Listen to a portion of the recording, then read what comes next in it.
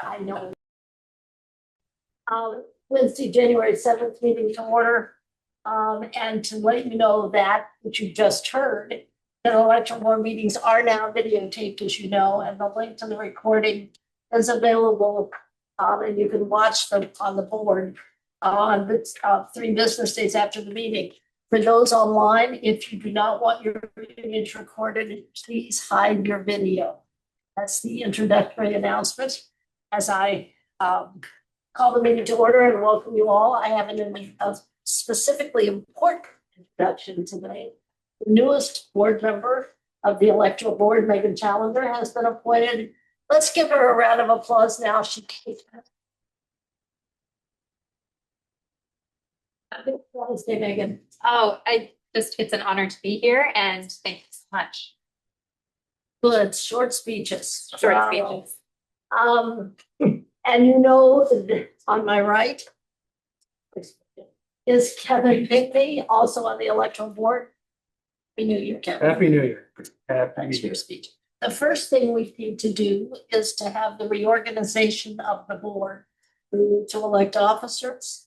The Code of Virginia says we have to do that at the first meeting and do it quickly. So here we go, we're gonna do it. And the first office that we need to elect is the chairman. Which of you wants, you wanna run the meeting? You wanna run the meeting? You wanna run the meeting? Sure. Okay. Sure. I move that Oh, we nominate you could do that too. Kate as the chair. And look for a second. I would second that. All in favor, say aye. Aye. Any opposed? The ayes have it. Having been reinstated, I will follow the inaugural speech and suggest that we elect now a vice chairman. Is there a nomination? I nominate Nate as vice chair. No, you nominate her. Yes, I agree. Okay. I do. Now what you- Yes, I do. Yes, okay. We don't do this very often, folks. I'll second that motion. Is there discussion? All those in favor of the motion, please indicate by saying aye. Aye. Megan, congratulations. You are now the vice chair. It's now time to nominate the second secretary treasurer. For those of you that are watching and need to know why we know this, is that the code provides that the chairman and the secretary cannot be of the same political party. So that's how we see this coming. Once you know what one of them is, you have to know what the other one is. So I would make a motion that Kevin Pinkney serve as our secretary. I'll second that. Is there discussion? You're not, if nominated, you will serve. Yes. Okay, all those in favor of the motion, please indicate by saying aye. Aye. Opposed? That motion carries, and now we will have the presentation of the name tags. Thank you. Thank you all. The next thing on the agenda is the adoption of the minutes of December 10th. They're so last year. I move that we adopt the minutes as presented for the December 10th meeting. I would second. Discussion. It's been so long ago, so many elections ago, I've almost forgotten it. And I would also, on the discussion, I would clarify that included in the motion is to adopt the minutes from the December 13th reconvened canvas. Yeah, it's the collective document. yes, it's a collective document. Well said. Okay. All those in favor of the discussion, all those in favor of the motion, please indicate by saying aye. Aye. Opposed, and that motion carries. And welcome to 2026, General Registrar. Yeah. Mr. Spicer, and you're up. Well, and it's not a Tuesday, so we don't have an election today. That's. We will have many more. We start off on the first page of our little report, as usual, with voter registration stats. It's been 3 months. We gained a total of 7,000 active registered voters. We lost about almost 3,000 inactive. And that's not very much over a 3-month period. Most of it you can see in the subtractions at the bottom of the page. 7,400, almost 7,500 transferred. They didn't get to very far. They transferred somewhere else in the Commonwealth of Virginia. Then if you flip to the next page, the additions, we gained 2,000. That's how we get the net, like I said, the net increase. And then the voter registry, the transactions, which is separate, that's not our addition or subtractions from this. This is just all the transactions, primarily DMV. You can see those, and I won't go through item by item, but if you have any questions about that. Then we go to page 3. We get into the many elections that were conducted.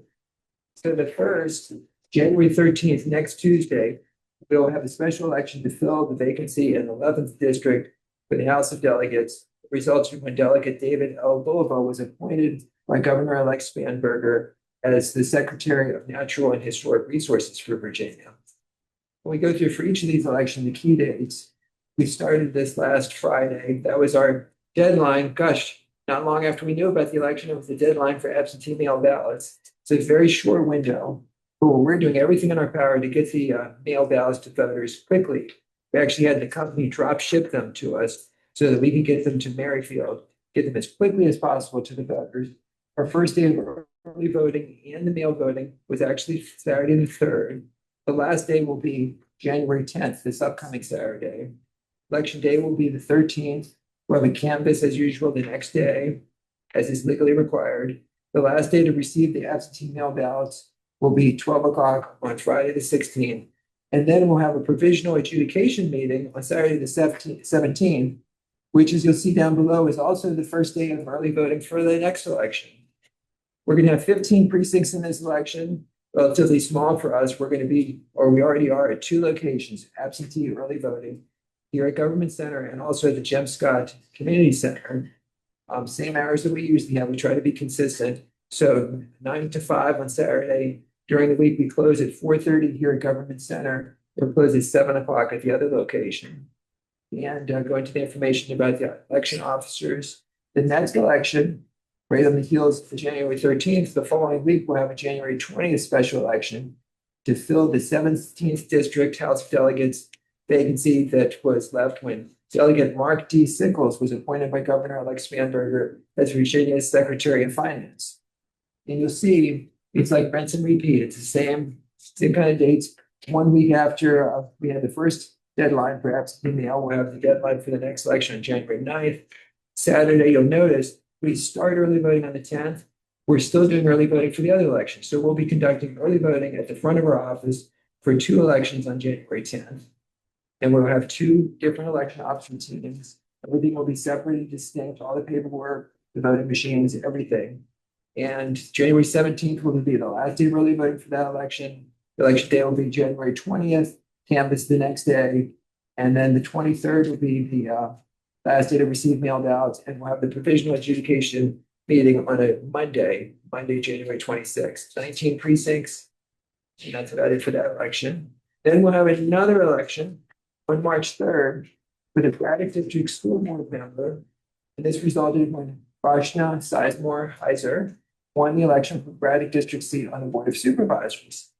So we'll start that because we didn't think we had enough overlap between elections. We'll start this one on January 16th. So we'll still be conducting the other special election on the 16th. So we'll be conducting 2 elections. And also on January 17th, we're not legally required to have voting for this Braddock District School Board election, but we're going to be open. So we want to have let voters in for that. And February 20th is the deadline for mail ballots, 28th last day of early voting, and March 3rd is election day. And one key note I should say about each of these elections, we're not legally required to do so, but we're sending a mailing to all the voters in the affected areas so that they'll know about the election, particularly important with the compressed time frame. And I already mentioned for the early voting, that's the next section. I already mentioned it's at the front of our office. But for each of these elections, we have 1 other location. Absentee by mail requests, we give an overview for each election of how many requests. And you can see, particularly this time, the vast majority of requests, almost all the requests, are from the permanent absentee list. For the first election is 3,535 voters from that list. Next election, 5,720, because it's a slightly larger election. And the final, the March 3rd, is 29 precincts. So that'll be almost 8,000 from the permanent absentee list, a total of over 3,756 total. Let me go through just a little bit about the election officers. I won't go through all the numbers. If you have any questions, let me know, but you can see it's around 5 or 6 election officers at each precinct for each election. That takes us to page 6. Continuing with that information for each election. The training, the short thing to say about the training is we're not doing much because we've already trained everybody for the November election. Then we had the December special election. So our election officers are getting really good at doing what I think we call it OJT, on the job training. exactly. We have provided resource allocations. But again, the resource allocations are very similar for each of these elections. You always have 2 voting machines, 2 accessible machines. We have same number, roughly the same number of electronic poll votes for each of these elections. So if you have any questions, please let me know. But you have the resource allocations for each of these elections. Go through that on page 7. And then on page 8, we get into logic and accuracy testing. The important thing to note is that for each of these elections, separately for each election, we conduct logic and accuracy testing on every single piece of voting equipment. And another thing that we don't always talk about, we do it all ourselves. Some jurisdictions let the vendor do it. We will never do that. Some jurisdictions have the vendor lay out their ballot. We will never do that. We lay out, it's George here. George has been very busy laying out ballots, and our voting equipment team, and in fact, our entire staff has been tremendously busy doing what they love. So, well, they've been tremendously busy. So we do all that. And if we just give you the dates, the hours, it's open to the political parties if they'd like to come and observe, which is often the case. So we go through each of these logic and accuracy testing for each of these elections. That takes you through page 9, to the bottom of page 9. And then on page 10, and you already know this, but sadly, Ravi Udeshi, he's no longer with us. He had a fantastic opportunity in Santa Clara, California. So he's now, I think this is his 3rd day. And so it's very exciting for him. Good news is we have a fantastic team that's picking up what he has done in the past. And so I'm the acting deputy director. I'm wearing a lot of hats right now, but we've got a fantastic team. So, and I also used to be the election manager. So rest assured, I'm doing that. And for the same salary, I should note. So there you go. So then we have Liliana Layton. She's our new language access coordinator. And I got to say, she's doing a fantastic job. This is particularly important because, Kevin, we have not forgotten. We're hoping anytime now we'll hear about the language requirements. We've talked about that in the past. It's supposed to come sometime early in 2026. We don't have that yet. Cheryl's checking just about every day to see if we get that at some point. But I just say Liliana is doing a great job making sure that we meet our current requirements and already thinking about what should we consider for the future. As far as we don't know what's going to be required as far as changes, but that's okay because we got our hands full with all these elections. And we're conducting the interview process for a position that's caused some confusion because it's the clerk to the electoral board and ADA and polling place coordinator. Well, people say, where's Beth going? Because Beth currently does most of that in a part-time position. Well, we're expanding the position and it's a competitive process. And we hope to have Beth here for many years to come. But it is a competitive process that we're conducting right now. And I say that okay? I don't know what the rules are. But anyways, and then we finished the year last year with a FOIA and NVRA request. We got to exactly 100 requests. So there you go. And the last thing is about communications and outreach. Most of that you'll see is about these elections. We've got a lot of pressing, not a lot of inquiries, but handling the press inquiries and really minimizing any confusion for voters or for the candidates or for anybody about these different elections. And in our free time, we're looking at legislation. There's a lot of legislation that's hitting for the new legislative session. Any questions I can answer? Questions for the GR? Just a couple of points of the census information is scheduled to be released January 29th is their current scheduled release date. Whether they stick to that, we shall see. January 29th. January 29th is when we may get that. Now, of course, the state imposes what it imposes, but it historically is tracked with the feds. That's exciting. And I'm in one of the special election district and received the postcard and loved the postcard. So thank you for whoever conceived, designed, and executed on sending that. I thought it was pitch perfect. She's sitting very close to me. Let's give a round of Yes, applause it for was the nice. card. You would be amazed. I'm told, I check every morning when I come in, and how it's going out there in the office. And people said that the people working say that almost everybody's brought their postcard with them. That really reminded them it was really a good thing to do. So it has been very successful. Thank you. Any other questions for the registrar? I have a wording question A wording question. on page 5, and I just want to make sure I understand it. This is the absentee ballots. And I'll just pick up the first full sentence under absentee ballot. It's the first paragraph of text, beginning as of January 4th. The Office of Elections approved 5,812 absentee ballot applications. Now, those will be the permanent, so they will have been approved over a period of years whenever, it's not like in the last 2 weeks prior to that, it's the longstanding approved. Right, okay, thank you. Anything else? Okay. Moving on to electoral board reports. I would like to start because I discovered something that I was very excited about. Let me see if I can find them. We have, on a little bit different note, that I didn't realize we have them. I'll hand one out to everybody here and hold them up so you can't possibly see them on TV, but let me tell you what they are. They're the scan to register to vote items that are being handed out all over everywhere. That's a location. So that particularly our younger voters can do things the way they do them now and scan this and register to vote. And would you you have these and you've been distributing them. You want to give us some idea of where you're taking them and what you're doing with them? Sure. Let me come stay at the podium. Sure. It's very exciting. It's my first time at the podium. I can't take credit for the flyer. I believe that was designed by Gretchen Coleman before she moved to the Yes. Alexandria office, but That's been a while. So we've been doing this for a while. I will take credit for ordering another box of them to be printed this year. So we've got thousands of copies of them. In advance of the November election, I had them packed up and distributed to all of the libraries, all of the supervisors' offices, all of the government centers, and early voting locations. We also took them out when we visited senior centers and anywhere that the outreach team went this fall. We have plans for them. I have to do a little bit of research and pin down government teachers, but plans to get them to the government teachers in Fairfax County high schools this year. Because we those of us who are not super young have heard that the young people would rather register to vote with the QR code than us sending thousands of paper applications to them.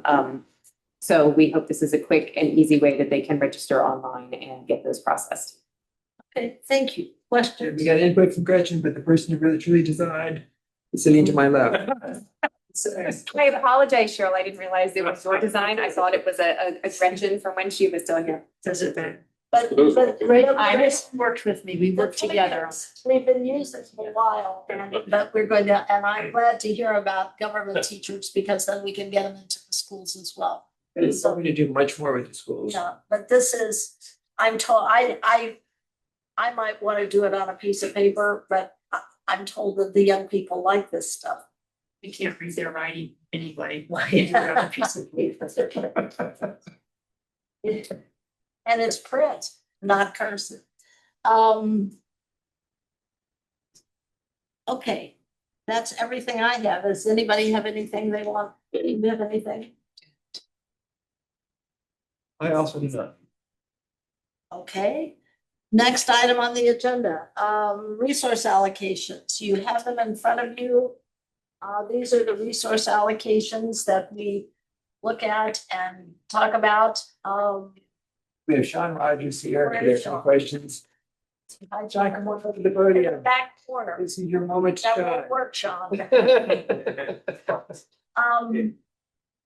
These are for the next 3 elections, which believe it or not, are within the next days. Does anybody have any questions for Sean about these? These are what we're going to allocate. As always, I want to ask if perchance this is a dream that we have way too many people show up more than we have ballots. Do we have backups for that? In short, yeah, we Oh. do. So that's a great idea, and that'd be great to have happen. So these are orders that we've placed as well, but if something like that were to happen, we're prepared to print ballots on demand like we do for early voting. We'd be able to take them out to things to have them signed for receiving additional ballots. So that's sort of our backup that we can keep track of, that will be tracking turnout throughout the day to make sure they don't run into that. If all else fails, they still have the ballot marking device. Oh, It's like option Okay. to use. So, I know, Our IT team for every election, coordinates his IT team. How many machines you have? Maybe not as many for large elections. For these smaller elections. So I'll have 3 machines set up in 251 that'll be pre-prepped with the available ballots needed. We check the turnout surveys throughout the day. If we have any location looks like it's getting anywhere near, we could print ballots and get them out to them ASAP. those of you that are election officials, you know, you get an instruction that says you're supposed to report in at what, 9 noon and 3 or something like that. So, okay, good. And we're continuing with our practice that the board spoke about some part of last year, trying to have a balance, never to run short of ballots, but to try not to overspend, to have too many extra. Yeah, it's a guessing game that we have to be flexible about. How do these election officer numbers compare with prior? Is this in line with what we've previously done? It's in line with what we've previously done, and especially for a special election. So for a special election, we'll have 5 to 7 or 5 to 6. Yeah. For a general, we'll have more. 5 is roughly our minimum because we have a chief, assistant chief, and collector officers as well. So 5 is about the lowest that we go, so that they can run their precinct, close it. This is And in line curbside with the voting, special. yeah. Yeah, I think in the December election, it aligned with all of our recent special elections. Yeah, can't recall the exact ones, but. Is that the recent special elections, like the ones in Braddock, or even going back in Franconia? It strikes me that they're pretty different. Sure. I mean, going back as far as we have data, more so with the recent ones, because those are the ones that are easy to remember and easier to see kind of recent trends. But it's in line with what we expect to turn out as well.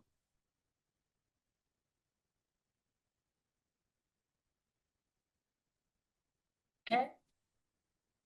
Any other discussion?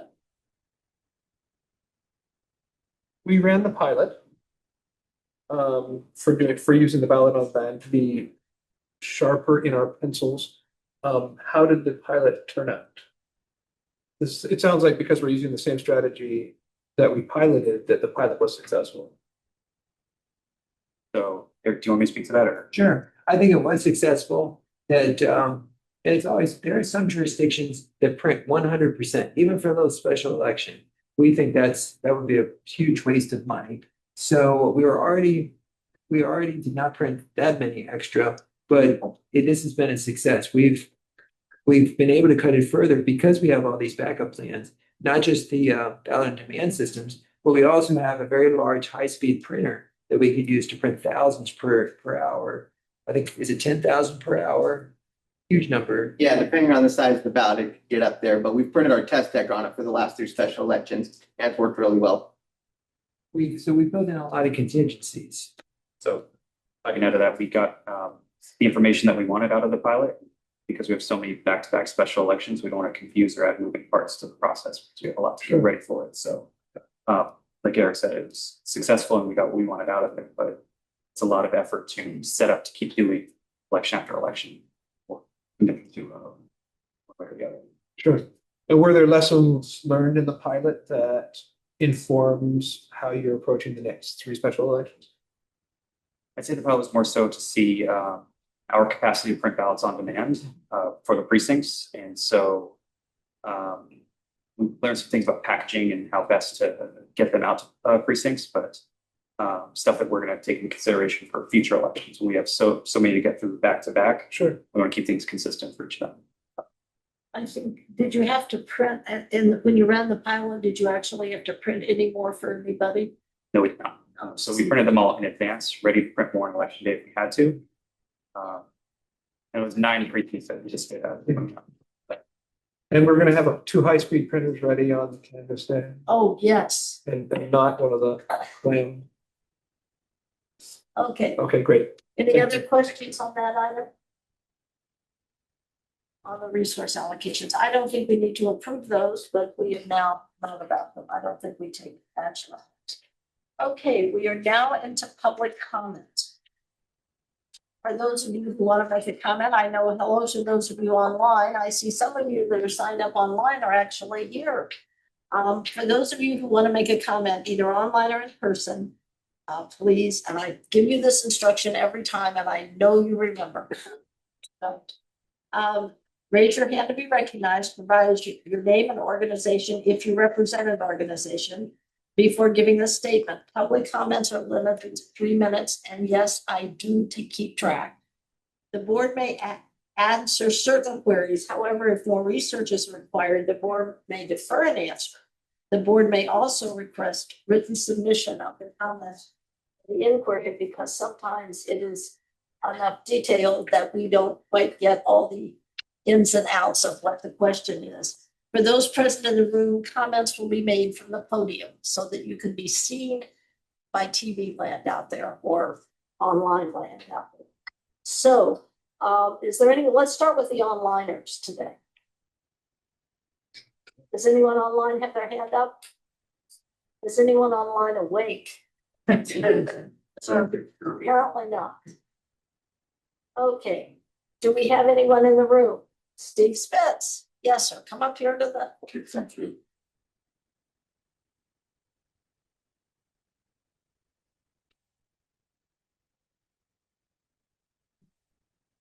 I'm Stephen Spitz, FCDC, and the first thing I want to say is congratulations, Megan. Welcome to this board. I wanted to address the students at GMU. They're the group that needs the most help in terms of registration and voting. And, you know, by definition, most of them are registering for the first time and voting for the first time. They live on campus. So suggestion number one is start out the day with extra SDR people at University Precinct. My understanding is that they came later in the day. As everybody knows, same-day registrants actually cause lines because it takes a lot more time to do same-day registration than the ballot on demand. So if you start out the day, you know, staffed more than the other precincts, you might not have to emergency backfill. Second thing is my understanding that there's a housing which is part of the campus called the Main, which is literally across the street from University Precinct. And as far as I have heard, there's confusion as to where they vote. I would urge the board to recommend to, I think it's the Board of Supervisors, makes the decision to redraw the precinct lines from University so it incorporates the Main. One of the things that really kind of concerns me and should concern everybody is that the registrar's office needs to be working closely with the people at the university, the Mason votes, students, etc., to try to come up with the best way to improve registration and voting at university precincts. One of the possible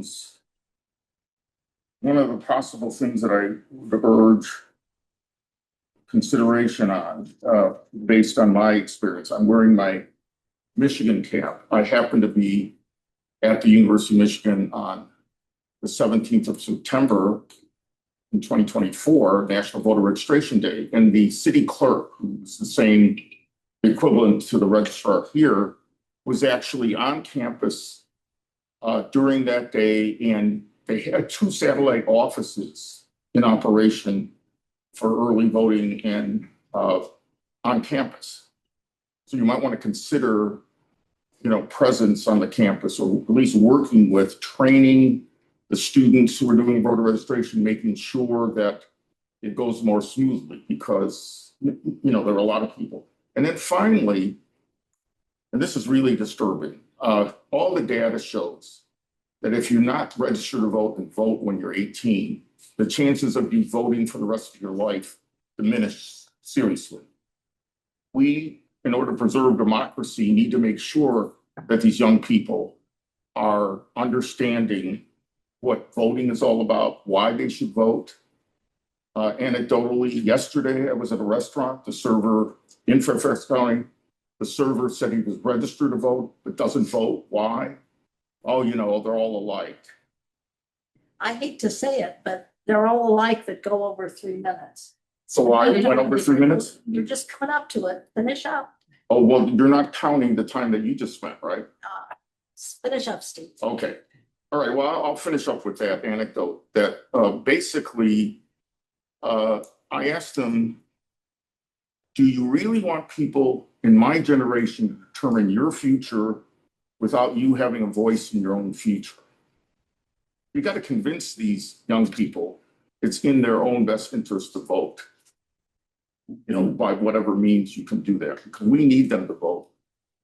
Thanks. Thank you. And that fits right in with what we're talking about today, and finding ways for them to register to vote. We will look at the Maine. I had no idea we had that particular situation. We haven't had any complaints about that here in this office. But let me assure people that we do have people in our office, particularly in the elected, the part of the group department that you just heard from Sean in, that work particularly closely with assigning people and extra people. Bushra, you had a number of people, extra people also go over to help on same day registration. I don't know if Michigan has the same day registration, but if they don't, they should, because that's also an opportunity. Is there anyone else in the room who has anything to say? Going once, going twice? Is there a motion to adjourn? I'll make a motion to adjourn. I'll second it. Okay, there's a motion and a second to adjourn. Discussion. All those in favor of the motion, please indicate by saying aye. Aye. Opposed? We're off and running for 2026. Congratulations to everybody. And Tuesday will be an election. And the next Tuesday will be an election. And the 3rd of March will be an election. And stay tuned, there may be others.